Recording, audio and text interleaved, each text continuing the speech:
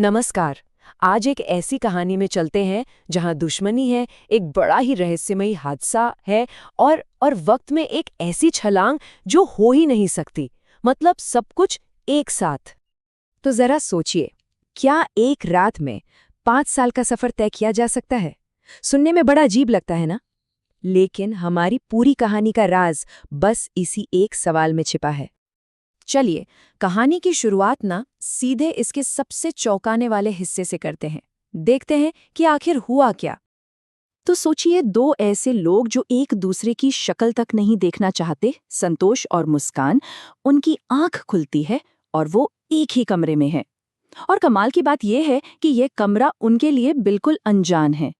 संतोष की आवाज में सिर्फ हैरानी और उलझन है। उसे कुछ समझ ही नहीं आ रहा कि वो आखिर है कहाँ। और मुस्कान की हालत भी कुछ वैसी ही है।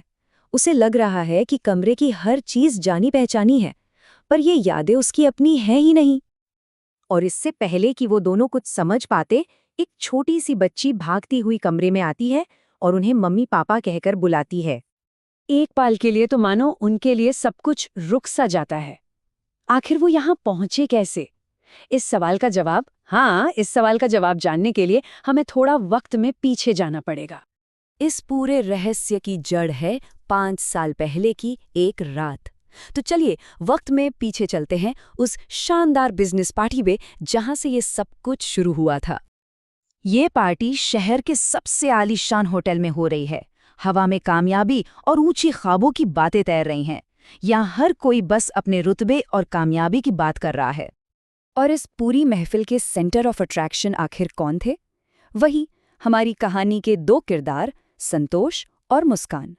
और पूरा शहर उन्हें जानता था, पर इसलिए नहीं कि वो दोस्त थे, बल्कि इसलिए कि वो एक दूसरे के कट्टर दुश्मन थे। और जैसे ही इन दोनों का आमना सामना होता है, बस पार्टी का सारा माहौल एक पल में बदल जाता है। हवा में एक अजीब सा तनाव घुल जाता है। बातचीत की शुरुआत संतोष करता है, अपनी उसी जानी पहचानी आत्मविश्वास से भरी मुस्कान के साथ। लेकिन मुस्कान भी चुप रहने वालों में से नहीं थी। उसका जवाब उतना ही तीखा और फौरन था, नफरत भरी नजरों के साथ।